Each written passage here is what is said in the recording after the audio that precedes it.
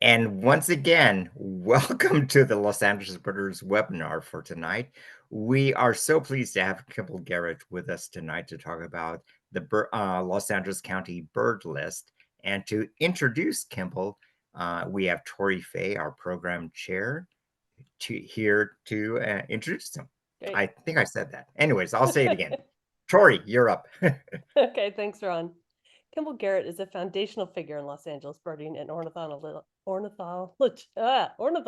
community. There we go. I can get that out. For 4 decades, he served as the ornithology collections manager at the Natural History Museum of Los Angeles County, where he helped to curate one of the most extensive bird specimen collections in the Western United States. Even in retirement, he continues to serve as a research associate at the museum and remains an active contributor to the regional and national ornithological work. Kimball's long been a leader in documenting the birds of Los Angeles County, from rarities to resident breeders to the ever-evolving community of naturalized species. He co-authored Birds of Southern California, Status and Distribution, has written and contributed to dozens of scientific papers and species accounts, and has served as a regional editor for the North American Birds and is a longtime member of the California Bird Records Committee. He also played a key role in the successful Los Angeles County Breeding Bird Atlas, a foundational resource that captures the scope and timing of breeding activity in the county's rich and varied habitats. Last week in our webinar, we learned about the new California Breeding Bird Atlas project, which will expand this work to the state level. Today, Kimball returns our attention to the local scale with a talk on a topic he's uniquely qualified to lead, the official Los Angeles Bird County list. Currently standing at 550 species, this list represents the highest county bird total in the United States, of which we are all very proud. Kimball has been assembling and refining it over the years, and in this talk, he'll explore why avifaunal lists like this matter, which species have surprised us by showing up, and which ones might be next, a tantalizing little tease for all of us who chase things. Please join me in welcoming Kimball Garrett.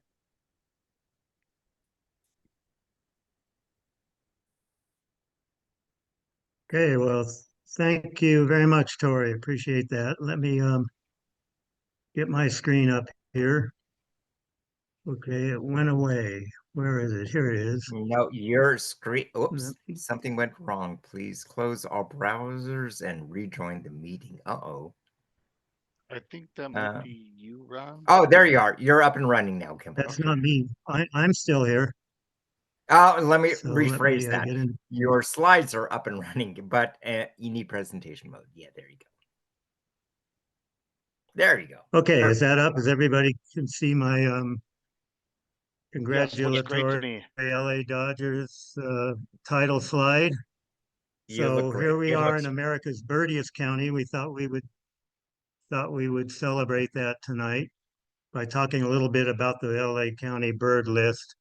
And the occasion is also because it is now available on the lab website. So let me go back again. I don't know, are you seeing this taskbar up on the top in your view? I don't know how to get rid of it, but hopefully you're not looking at that. No, I'm not seeing And it I'm in going to my turn view. my, okay, good. I'm glad you're not seeing it. Yeah, I see the entire slide. Okay, so if you get onto the LA Kit, okay, good. If you get onto the lab website and click on Science, you will easily find the quote-unquote official LA County bird checklist there. So it's now up and running on the website. So it's a good resource to have available, and I appreciate Lab hosting that. We'll also have it up on the LA County Museum Ornithology website before too long as well. So here's a bird that many of you have seen in LA County. One individual, very cooperative, the swallowtail kite that was down at Ken Malloy Harbor Regional Park for basically all summer. So pretty much I just want to talk a little bit of background on LA County, where it is, its geography, how we construct a list, the data sources that we follow, talk about the current list, some recent additions, compare it with other counties, and then we'll talk about some of the species that it's been the longest since they were last recorded in the county, and talk about some of the difficulties in putting the list together with hypothetical species, dealing with origin issues and so on. and then conclude by maybe taking a look forward at what the next species to be found in the county might be. I don't expect this is going to take a huge amount of time, so if you can think of questions you have, we'll do a Q&A at the end, and you can put your questions in the question. Click on that. So LA County is a big county. It's got nearly 10 million human residents. That's the good news and the bad news. It's over 4,000 square miles, and it's a county of great diversity in habitats. It goes from sea level and offshore waters up to the top of the San Gabriel Mountains at over 10,000 feet in elevation. And as you go from the coast through the coastal basins, there are smaller mountains, interior valleys, then the large San Gabriel mountain range, and then in the rain shadow, the western extension of the Mojave Desert. So you've got a tremendous diversity of biomes within LA County, and that certainly contributes to the bird diversity found in the county. You can see on the right here where it fits within Southern California. And crucially, we have two offshore islands within LA County as well, Santa Catalina and San Clemente Island. And we'll be talking about why that is so important in LA's developing such a large bird list. The offshore waters are kind of interesting as well. So this is Kurt Rademacher's map of the county boundaries offshore, and it goes out to 200 miles beyond the nearest point of land, including the islands. And so LA County is this kind of gray area here, which extends south from the mainland of LA County. And because of the presence of Santa Catalina and San Clemente Island in the county, the LA County waters technically go way out to sea down to the south and southwest. It's cut off here by Mexican waters. So technically the US waters, or the economic exclusion zone, or whatever it's called, dips down into waters that look like they're off Mexico. So you can be way down here, way off, like San Quintin or something in Baja California, and technically be in LA County waters.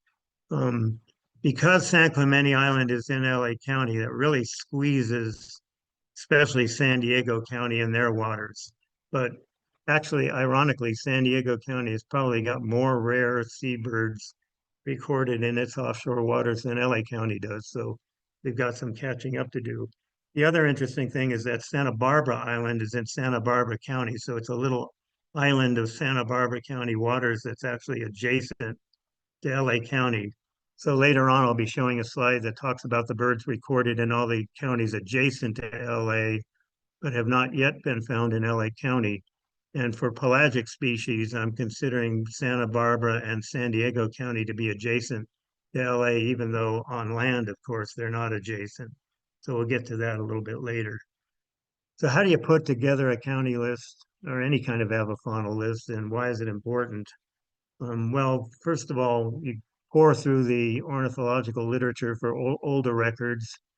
Specimen collections, of course, are invaluable in not only finding species you might not otherwise have known were recorded in the county, but also provide a level of documentation that's really unquestionably the best possible. eBird, of course, is a very important source for new records, not only eBird entries, but the documentation, often in the case of photographs that come with it. But you will notice if you look at the Los Angeles County bird list in eBird, it's not going to exactly match the list that we've created here. eBird, first of all, there's a couple of taxonomic differences now from what we follow. There's also a handful of species that have been recorded in LA County that just have not been entered into eBird, and probably a couple of ones that have snuck through that shouldn't be in there. But then the journals of the North American Birds is, of course, its quarterly reports are really important for keeping tabs on new records for counties. And of course, it used to be known as by a bunch of other names, Audubon Field Notes, American Birds Field Notes, and now North American Birds. It's published online, and it's a great resource. I hope you all look at the quarterly reports on the North American Birds site, which is run by the American Birding Association. I have been writing seasonal reports for LA County 4 times a year since 1979. and have one of these days. Those should all probably be posted somewhere. And then with Guy McCaskey, I also co-edit the Southern California regional reports 4 times a year. So there's a great deal of distributional information there. And then finally, of course, the California Bird Records Committee sort of vets records of extreme rarities, and we follow their decisions when we put together the LA County Bird List. When you delve into the older literature, here's some important old publications. Joseph Grinnell in 1898 wrote this book on the left, The Birds of the Pacific Slope of Los Angeles County. So it doesn't include the whole county. And of course, there's the number of species is way below what we now know occurs in this area, but there's some good historical records, and it's great for looking at trends and changes over, a century or well over a century. In 1912, George Willett updated this. This is the birds of the Pacific Slope of Southern California. So it includes the coastal slope of LA County, but also the rest of Southern California. But again, it's an important source of older records. And then when you develop an avifaunal list, you have to kind of figure out what the time scale should be. And we've got a fantastic record of birds of the Los Angeles County area going back to the Pleistocene and the early Holocene, primarily because of the incredible deposits at Rancho La Brea. And a lot of work has been done on the bird fossils there. So, for example, you're aware of the teratorns. There's a skull over there on the left of the Miriam's teratorn, and just one possible um, illustration of what they might have looked like. There's still a lot of debate about what teratorns exactly were and what they did. Were they scavengers? Were they predators? Were they generalists, and so on? What we do know is they're about 1/3 again bigger than California condors. And we know that we don't have them around anymore. So our list really goes back to about the mid 1800s when we first have a decent record of what occurred in the Los Angeles area. It certainly does not go all the way back to the Pleistocene. And but a lot of birds that are extinct now are documented from LA County, primarily from Rancho La Brea. Over on the right is one of my favorites. It's the large woodpecker that was described by Ken Campbell and a colleague of his, and named Brachycopus garretti, which was quite an honor to me, but it's just a little bit bigger than a pileated woodpecker and differed in some subtle ways. It's only known from a couple of bones, but nice to have a large woodpecker named after you. So what taxonomy do we follow? Well, the LA County bird list follows the American Ornithological Society's North American Checklist Committee and their decisions, which go up through the 66 supplement, which was published just a couple months ago. So that's what we use. There is an attempt now, as you probably know, to try to merge all the various worldwide checklists into one that everybody can agree on. That's obviously not an easy task, but Avalist is the first iteration of that attempt. And it's solved a lot of issues, but it differs a little bit from AOS in many cases. eBird, which is the Clements list, pretty closely matches Avalist, and their goal is to actually follow it exactly. And so over time, that's probably what our list will follow as well. But right now, there's some discrepancies. For example, and you've probably noticed this in eBird, that the yellow warbler has been split into the northern yellow warbler and the mangrove yellow warbler. We don't reflect that in the LA County list because we don't have any records of mangrove yellow warbler. But there are records for San Diego and Imperial County. So once that split happens, or is adopted by the AOF at least, San Diego will gain a species on LA County. You'll also perhaps have noticed that they split the whimbrels into the North American birds, or the New World birds, the Hudsonian whimbrel, and then the Eurasian whimbrel. There are records of Eurasian whimbrel for California, although they haven't yet been vetted by the Records Committee, but none, as far as I know, from LA County. Also, the Avalist and eBird have some slight sequence differences. So you'll notice fairly recently they moved the grebes to a very different part of the checklist than where they were before, without really explaining why. So when you get onto the website and look at the LA County bird list, this is what it looks like. We will update this as often as necessary. So there's a bit of introductory information, and then the list starts with the ducks as in the sequence. And you'll notice a few symbols here. So if you um, sort of zoom in, you'll see some symbols that the list uses. The asterisk indicates species that are rare in the county. So a double asterisk is a bird with 5 or fewer total records in most cases for LA County. So that's like the rarest of the rare. And then a single asterisk is for birds that are rare in the sense that they don't occur annually or at the most of 1 or 2 or very few birds per year, but they're still not expected many years or most years. So we've got 2 levels of rarities. The hashtag or pound sign are those that are reviewed by the California Bird Records Committee. And then finally, you notice down here for Egyptian goose, there's a symbol I for introduced. Egyptian goose and several others are in brackets because they're not accepted by the California Bird Records Committee to the official state list. Therefore, they don't count in terms of our number of species in LA County, but they're here on the list anyway because they certainly have reasonably well-established populations. In the case of the well-established introduced birds that are on the California Bird Records Committee official list, like European starling and Eurasian collared dove and so many others, they will be on this list with a capital I symbol for introduced, but they won't be in brackets.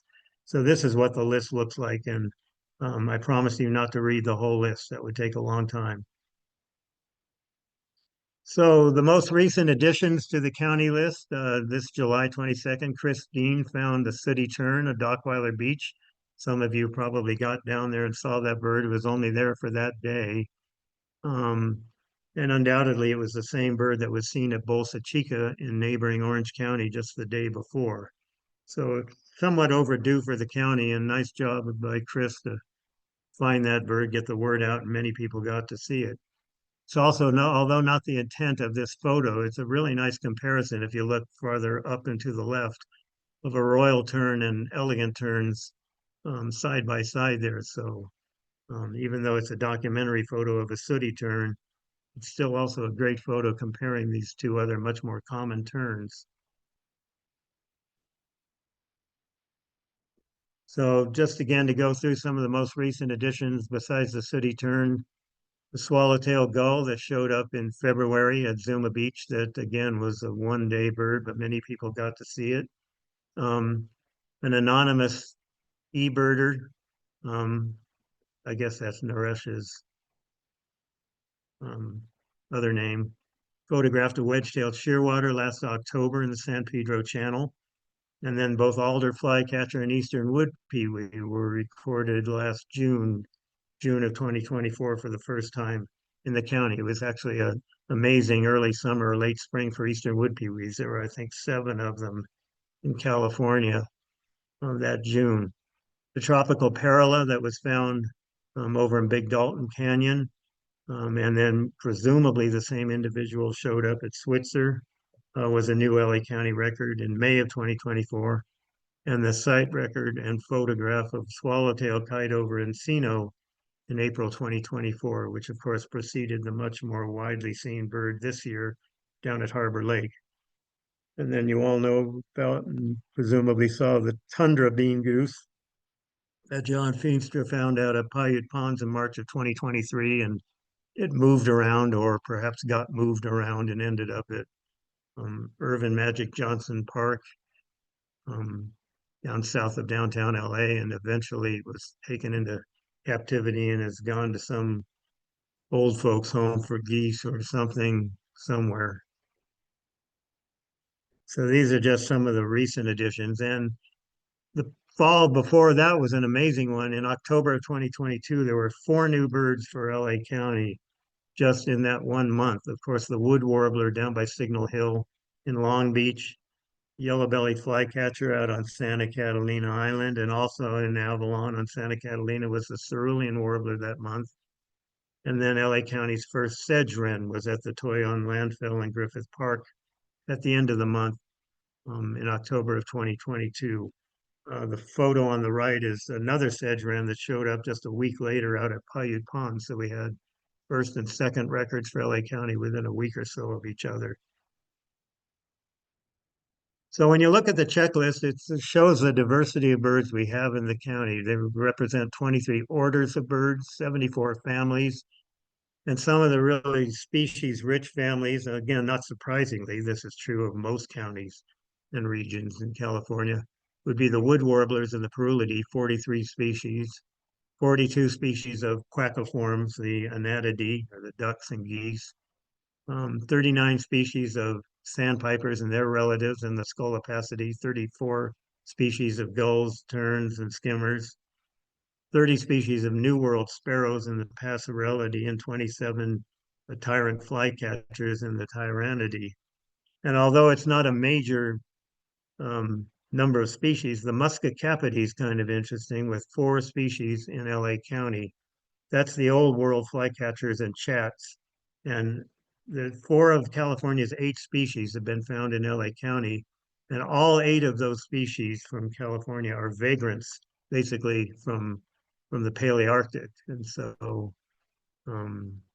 we have, and we'll, I think, show these later. San Clemente Island is actually responsible for all 4 of these muscocapids in LA County, although one of them, the northern wheat ear, has also been found a couple times on the mainland too. So interesting family, just 8 species, all vagrants, and most recent addition for California was the dark-sided flycatcher that was up in the Bay Area that some of you probably got up to see. So we have some species that birders have never seen in the county. This parakeet auklet, and I must acknowledge the important role that bird rehab facilities play in documenting these records, because they get lots of birds brought in. They don't all survive, and the specimens generally end up in museums as documentation. So this parakeet auklet was found in June of 2007 on Venice Beach. It's now a specimen in the LA County Museum of Natural History. The gray-cheeked thrush hit a window or was found dead by a window in Encino in October of 1997. That too is a specimen at the LA County Museum. But there's no birder has ever seen one in the wild. If you want to see one, you have to go down to the museum. Likewise, these 2 species have not been seen by birders in LA County. The yellow rail is kind of interesting. I often picked up specimens from the South Bay wildlife rehab facility down in Palos Verdes Peninsula. So I drove down from the museum, picked up a bunch of birds, and was driving back to the museum and kind of curious. I had the cooler next to me and I was pulling bags out to just because I was kind of curious what was there. I probably shouldn't have been doing that while I was driving. And I pulled out a bag that said Sora on the outside. It was a paper lunch type bag. And I thought, God, that sure seems lightweight for a Sora. And while I was driving, I opened it up and pulled out this yellow rail, which was picked up on a street in Manhattan Beach, October 1998, as the only first LA County record. We actually got another one brought in from, I think it was the Claremont area, spring record a few years later. And finally, this elf owl was brought into rehab when found in the wild in the Whittier Hills in September of 2001. It's not a specimen because it was actually rehabbed and released the following spring in Arizona, but it constitutes the only LA County record for that species. So how does our LA County list compare with other counties? And I must say it's a very difficult thing to do to come up with the official county list numbers for other counties. San Diego County do a very good job of keeping track, and they're a little bit behind us. We've always sort of been neck and neck. You can see we have 550 species, 15 are introduced. So if you're a no introduced birds person, that would be 535 species. We have not yet adjudicated by the Records Committee or some site records, the records of Vega gull with nice photographs. So that could add another species at some point. San Diego County has about 540 species, 11 of which are introduced. Some of the ones we have introduced species they don't consider established down there.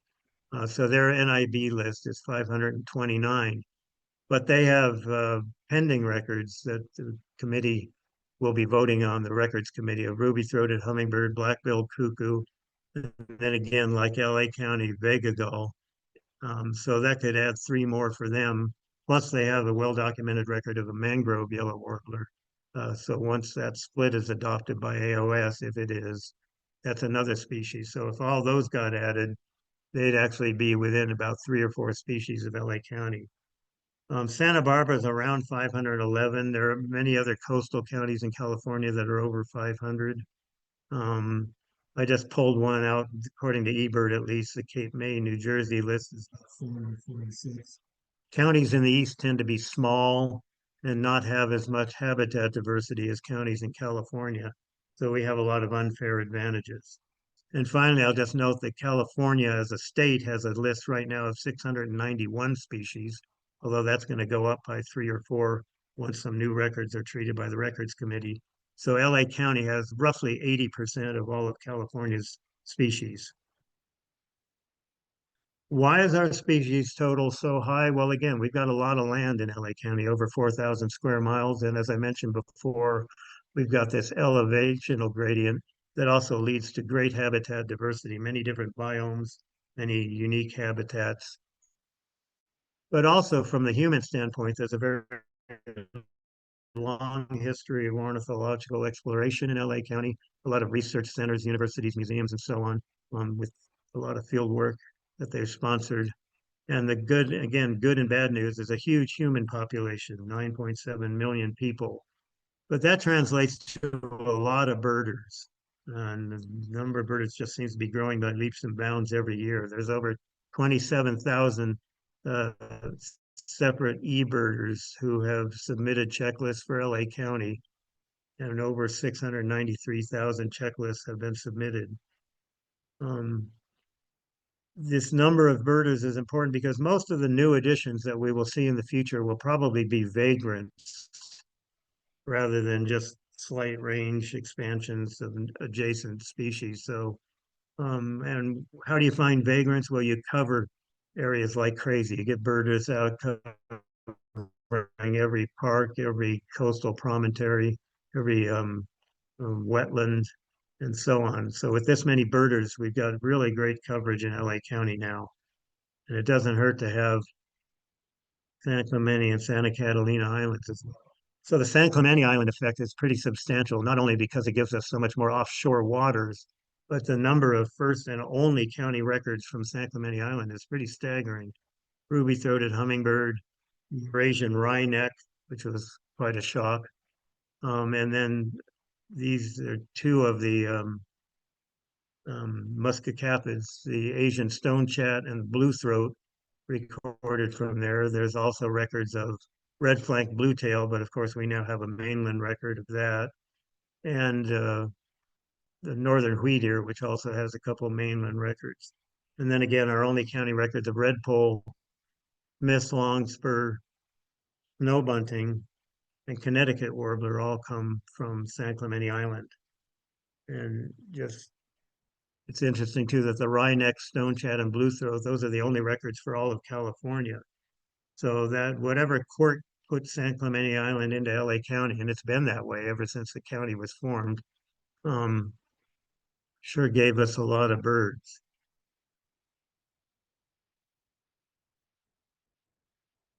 So it's been a while since we've seen a lot of species in LA County. And for example, the only Gila woodpecker record is a published one from 1927, the black rail that apparently was found on what's now the campus of LA City College back in 1950, and a roadkill specimen of red-headed woodpecker from, I think it was out kind of in the Pomona or Laverne area, somewhere out there. Then you get into the more modern era of the 1970s. Roseate spoonbill, these 3 birds on the right were at the mouth of Zuma Creek. So I even got to see those. They hung around for a little while and moved around at some different locations, but none since. Piping plover, this one down in the lower right here was a Malibu Lagoon. That's a photo by George Bryce.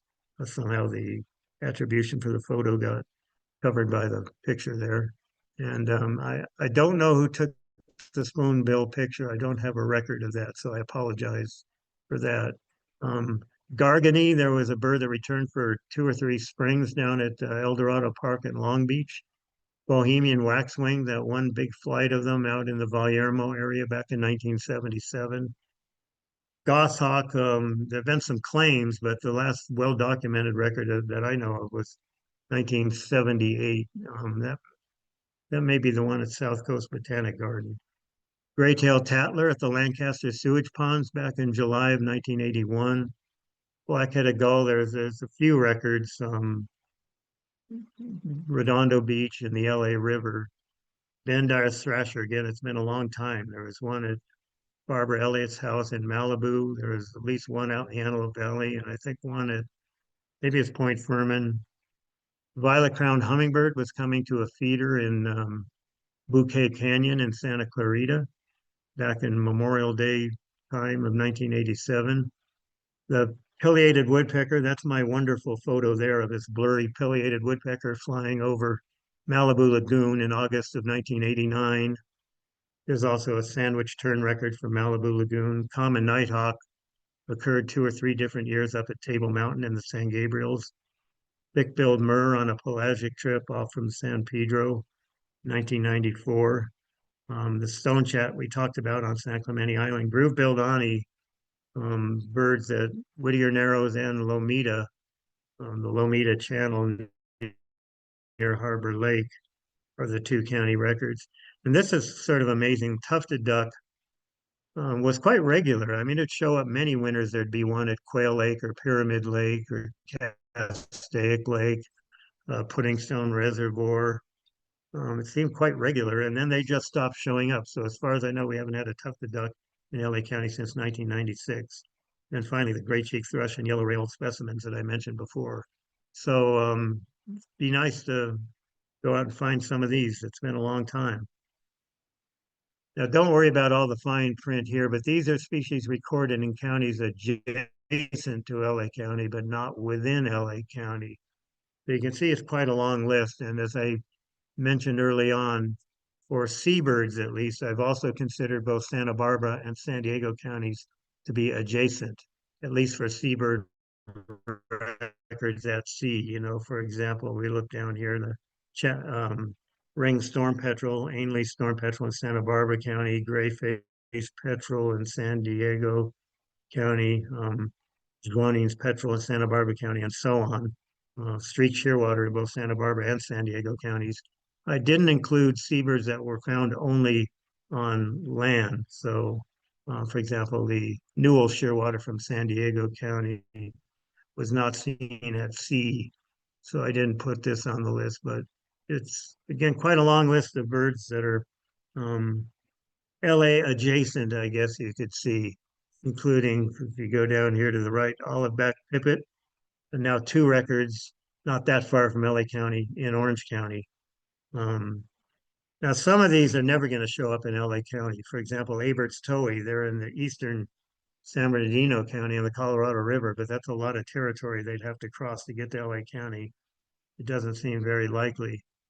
But anyway, you can kind of peruse this list and see some of the things, and many of these ought to show up, one would hope, in LA County.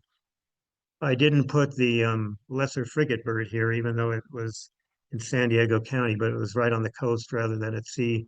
And if indeed that frigate bird spa that was seen in Ventura County a couple days before was the same individual, then it had to have passed through LA County to get from there to San Diego. So keep your eyes open for these sorts of things.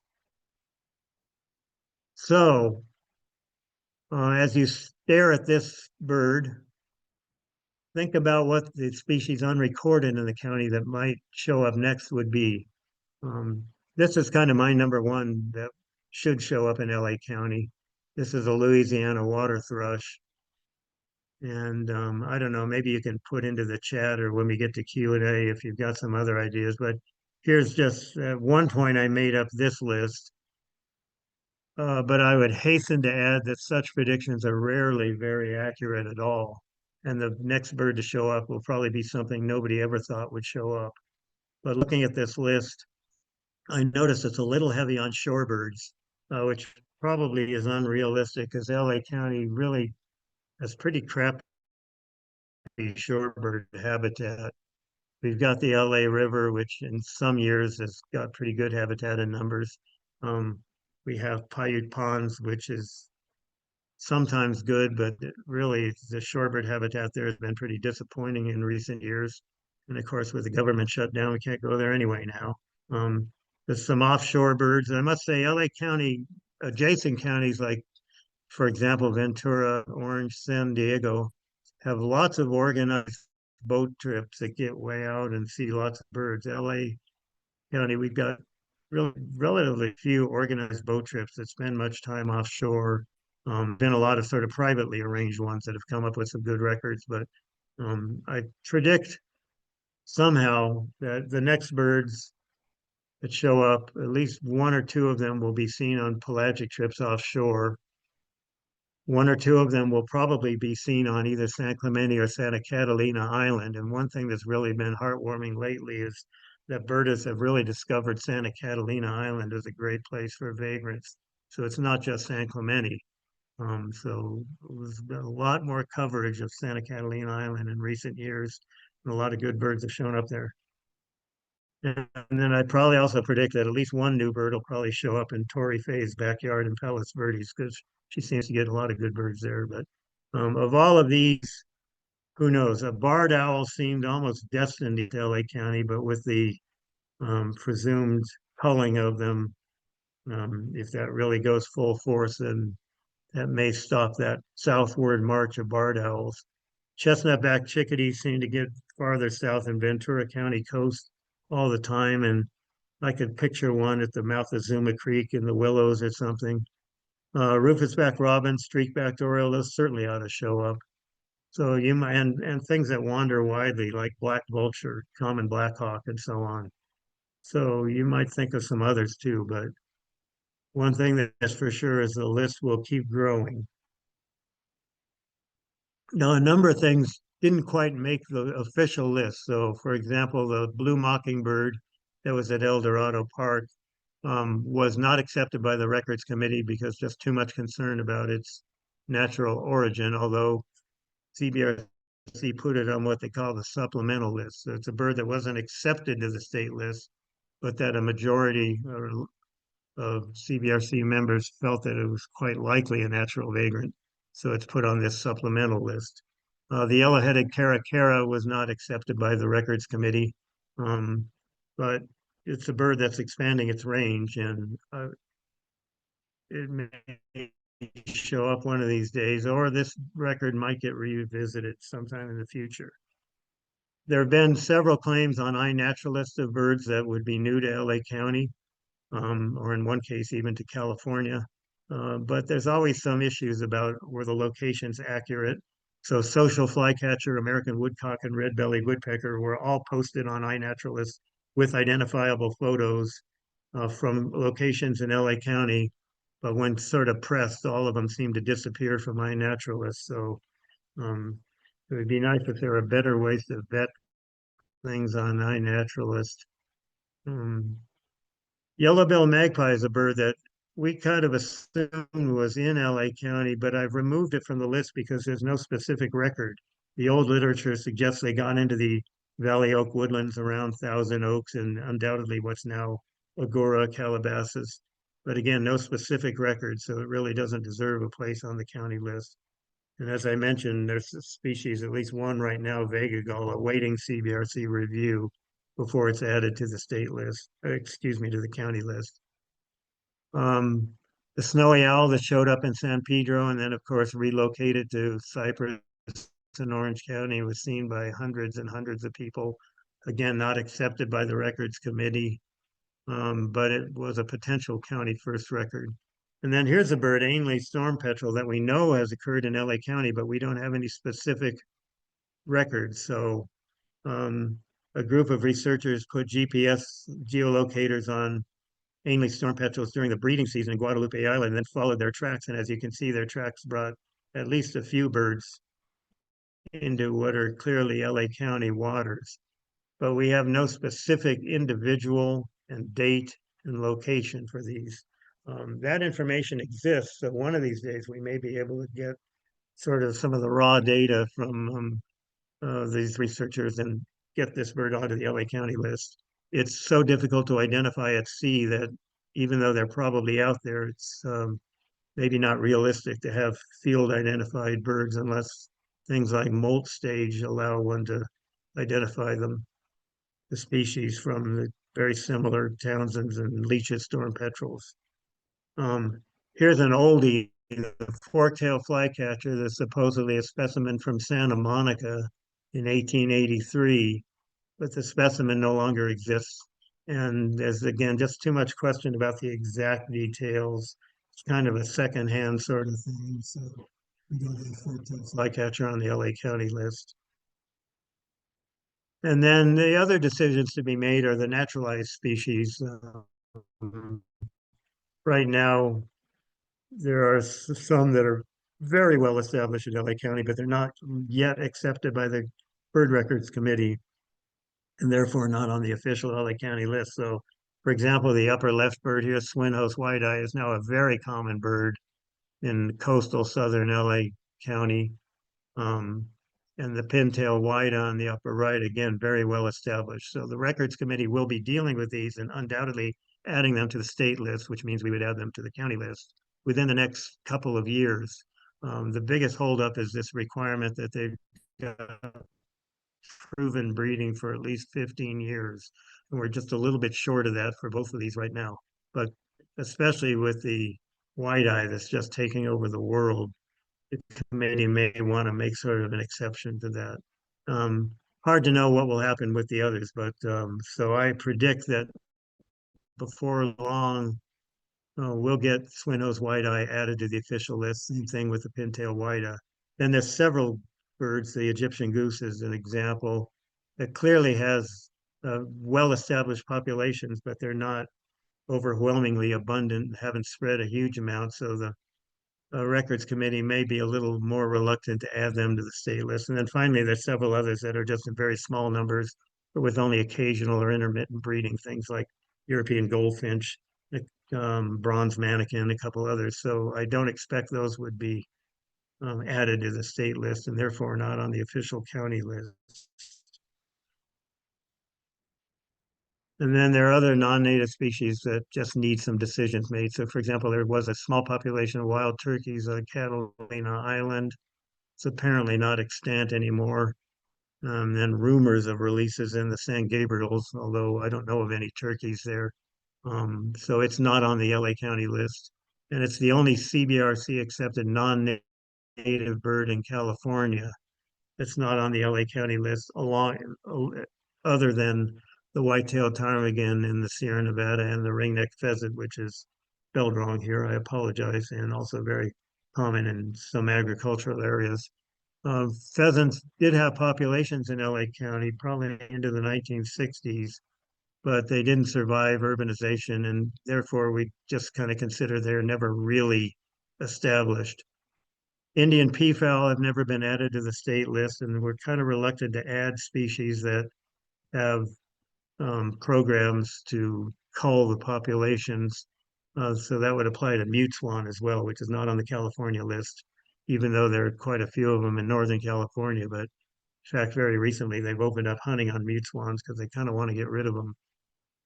Spotted dove is on the LA County list and formerly very common, but as you know, they've essentially disappeared from the mainland, and you can really only find them now on Santa Catalina Island. So does that mean it gets removed from the list when the last one's gone? Well, probably not, but it'll get some kind of code indicating it was extirpated. And of course, that calls for a haiku.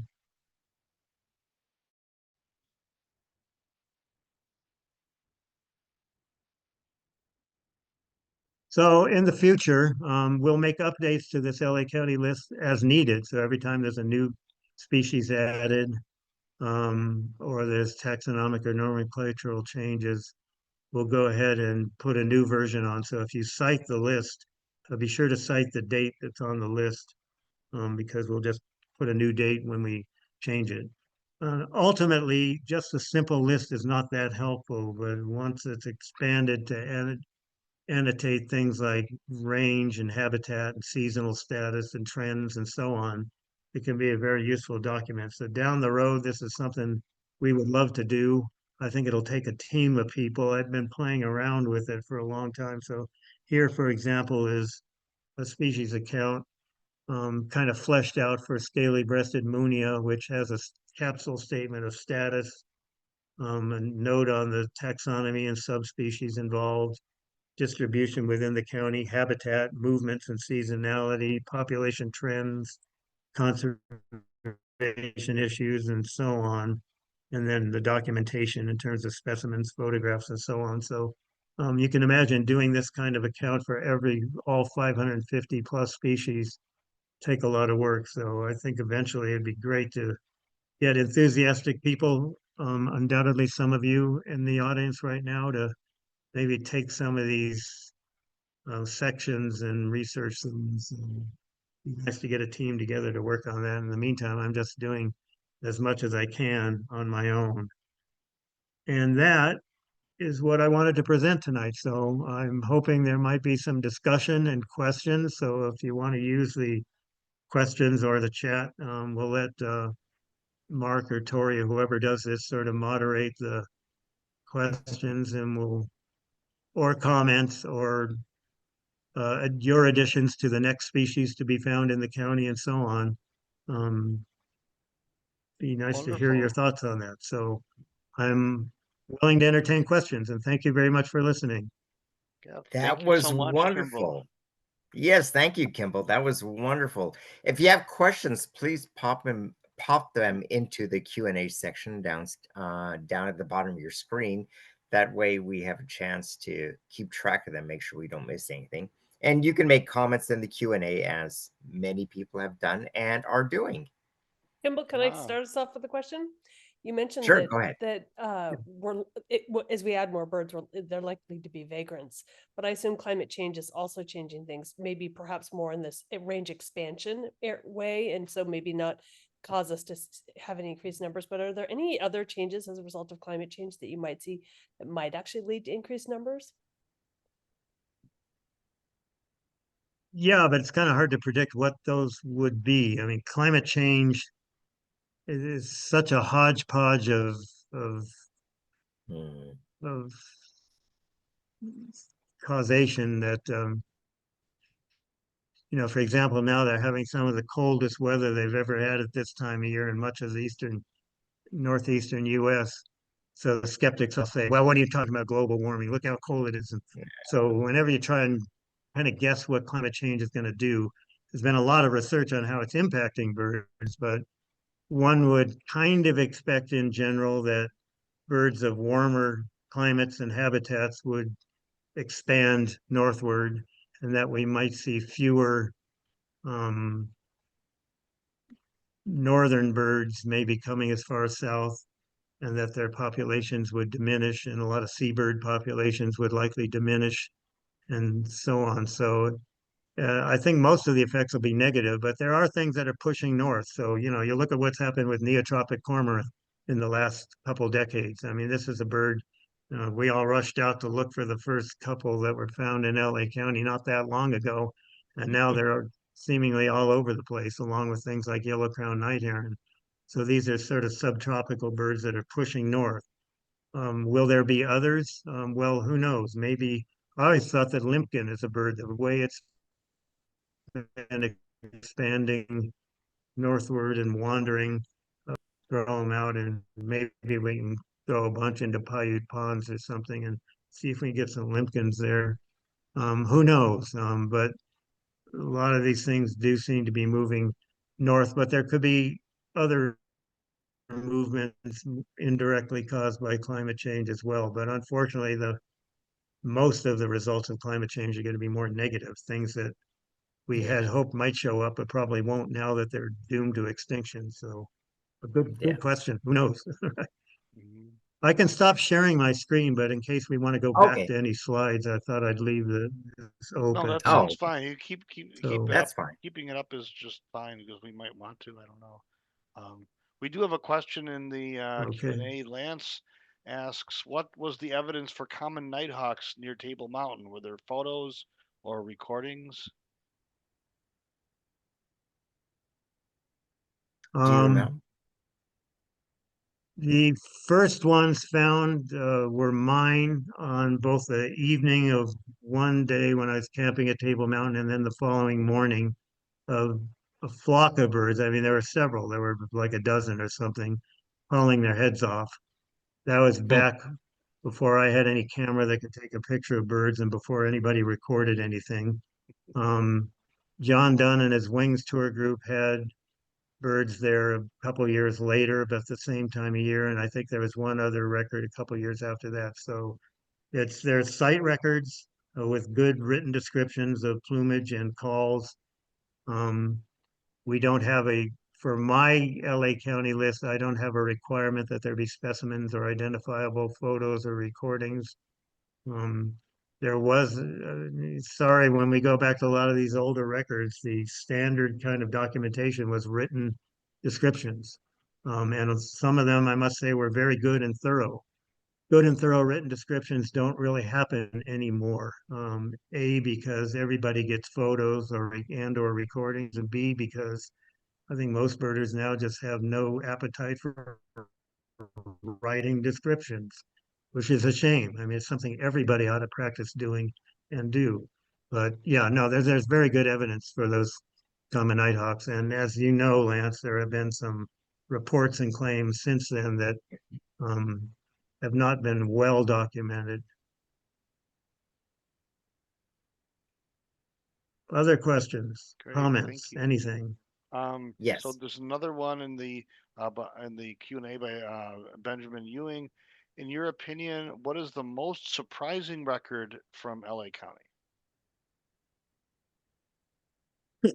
Um, yeah, there's I don't have the list right in front of me, but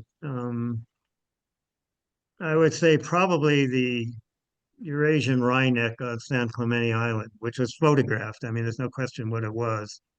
That, of course, brings up the issue of ship assistance, and that you could say for almost any of these long distance Palearctic vagrants that did they hop a ship and then jump off on the nearest piece of land they saw. We don't know, but we know that vagrancy is substantial enough that many of these things, if not all of them, certainly have the capability of getting here on their own. They're all long distance migrants. So that's got to be one of them. I must say, when I was at Malibu Lagoon, had a pileated woodpecker fly over at the time. That was the most surprising bird to me, even though they breed as far south as northern Kern County in the Sierra Nevada. It's just not a bird you'd think of as wandering a lot. Um, but yeah, I guess you could find others as you go through the list that are quite surprising. But we know that birds move around a lot; they get lost a lot. So almost nothing is that surprising these days. Great. Any more questions? Please put a question in the Q&A if Nobody you has a prediction. I'm not seeing any Okay, predictions. no more. Calvin, what do you think? Okay, well that's fine. Calvin, what do you think is our next bird that's going to be appearing? Oof. I'm not very well versed with what we already have on the list, but I would say following the trend of like wood warbler, my guess would be one of the other old world warblers that we don't have on the list yet. Maybe there's like a leaf warbler or a couple leaf warblers or something. I think that would be fun. Somebody can go, maybe Henry and Rebecca can go find one at Sepulveda Basin. Yeah, well, yellow-browed and willow warbler are the two other old world warblers, at least in the Philoscopidae. that have been found in California. And so there's also the lanceolated warbler, which is a different old world warbler family, which is found on the Farallones, which is basically impossible to see unless it's on an island that's nothing but rocks. Yeah, that's certainly, I would say it's almost certain that one of the next few to show up will be some kind of Palearctic vagrant because they seem to be showing up a lot. And that's one thing, again, when we talk about climate change, um, it's not like we're getting the Bering Land Bridge back because ocean levels are rising, but as the north warms, I think kind of over the pole migration or misorientation might actually happen more often, or at least birds might Mm, survive it more often. And so you get these incredible birds that don't even breed that far east in Asia, like wood warbler, or recently we had song thrush on the Farallon Islands. Things Hmm. like that might happen actually more often as birds don't. I mean, if you're in Europe, if you go up over the pole, it's not as far to get here as it would be if you went laterally around kind of a longitudinal Right. migration. So who knows? I'm kind of surprised actually Louisiana water thrush So has not been in LA County yet. there have been, when I say haven't been, I'm saying there's no accepted records with sufficient documentation. There was a report in Placerita Canyon several springs ago that could have been correct, but it just the documentation was not convincing enough. This is a bird that Right. likes running water streams, but even things like urban flood control ditches and things. You look at where some of the birds have shown up in San Diego County that, and it's just not that rare a bird. So I predict that's got to be one that shows up soon. And when I put streakback oriole on the list, I should add that there was a site record by David Gaines way back in the Hmm. 1960s in the Rancho Hmm. Park area that was probably good, but again, just no good contemporary documentation. So that's another Hmm. one that just seems they show up and they wander. That seems likely. Yeah. mhm. Yeah. So you Lance guys Lance have to has a has, go find question. them. Yeah. yeah, go ahead, Mark. Okay. Great. Lance has a question. He says, "It seems surprising that there aren't more goshawk records, given that they occur in Fraser Park. Your thoughts on that?" Yeah, agreed. And again, that's another one that gets reported from time to time, but just, it's not that simple an ID, especially if it's not an adult bird. Mm. And just, again, some of the reports just don't have good enough documentation. But yeah, they breed within almost literally a stone's throw of the county. You can be standing in LA County and look at where goshawks breed. Um, and but they just don't seem to wander much. And so that's one that ought to show up in the San Gabriels at some point. And I've seen goshawk in the San Bernardino Mountains once long ago, so it's certainly possible. Something I'm sure Lance thinks about when he's up in the San Gabriels, but um, go find one, Yeah. find it and document it. Unfortunately, they don't call a lot, so I don't know that you'll pick one up on one of your ARUs. Yeah.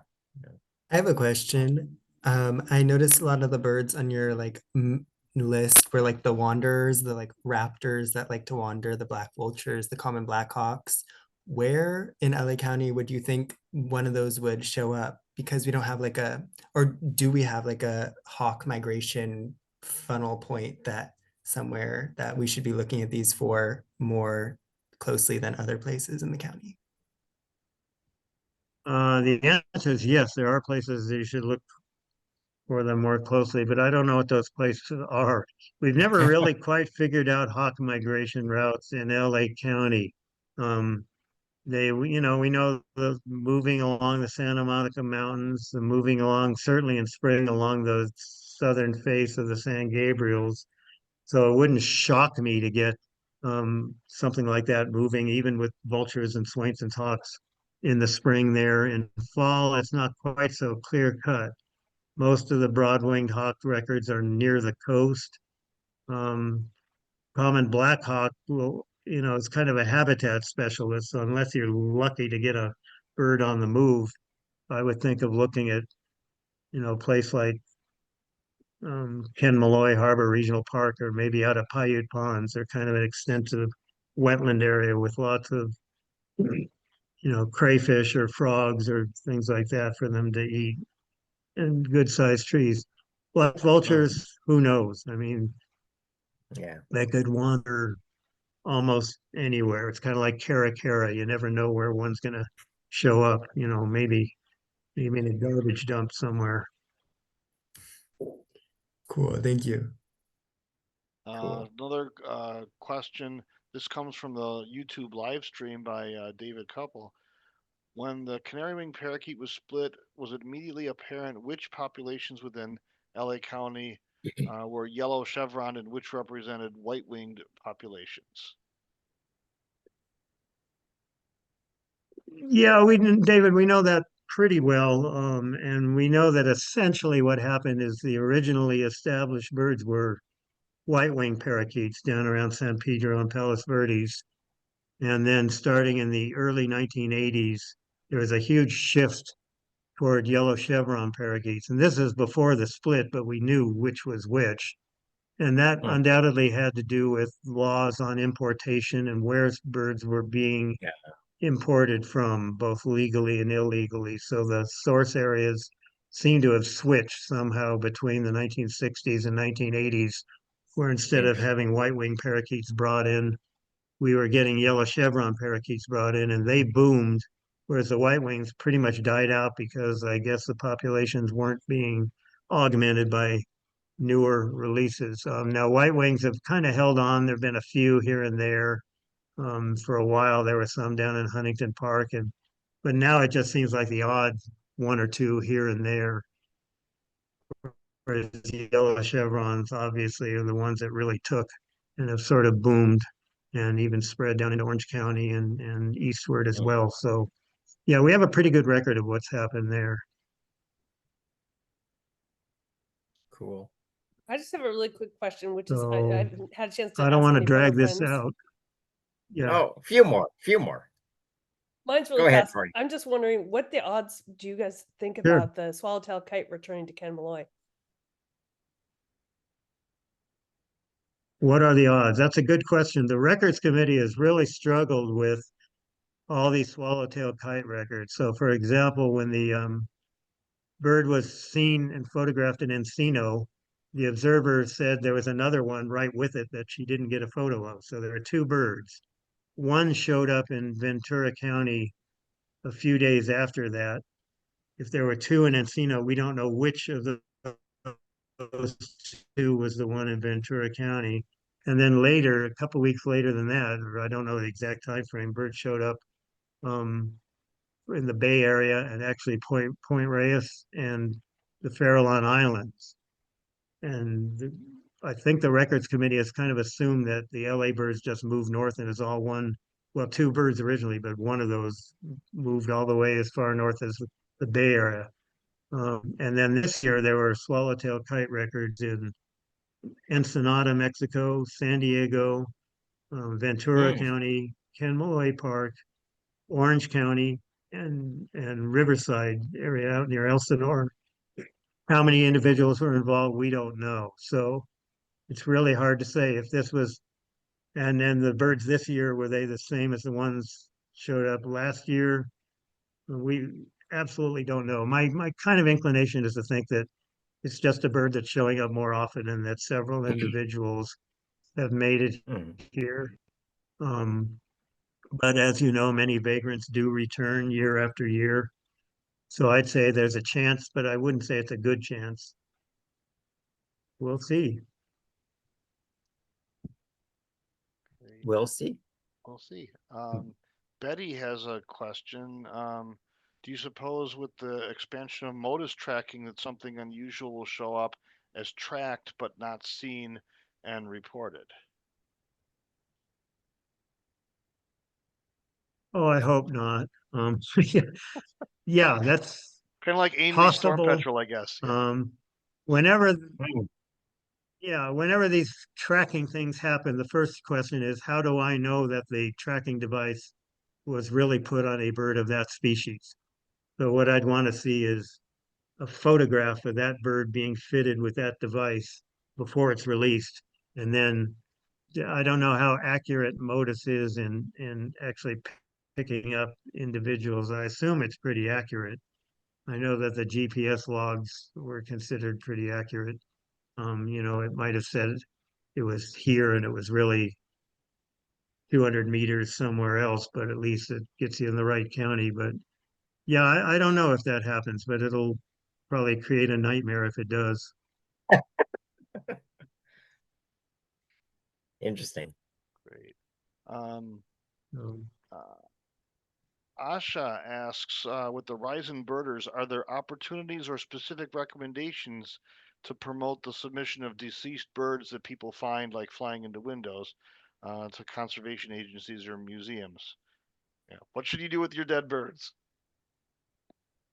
yeah, well, um, we've always had a hard time. I mean, yes, you should form a relationship with your nearest bird collection or museum. So the LA County Museum certainly is one, but there are many other institutions, the Moore Laboratory, the Western Foundation of Vertebrate Zoology, and so on. But establish some kind of relationship and see if they want you to route mortalities to them. There are some legal issues, but we've kind of more or less worked that out with Fish and Wildlife and Cal Fish and Wildlife.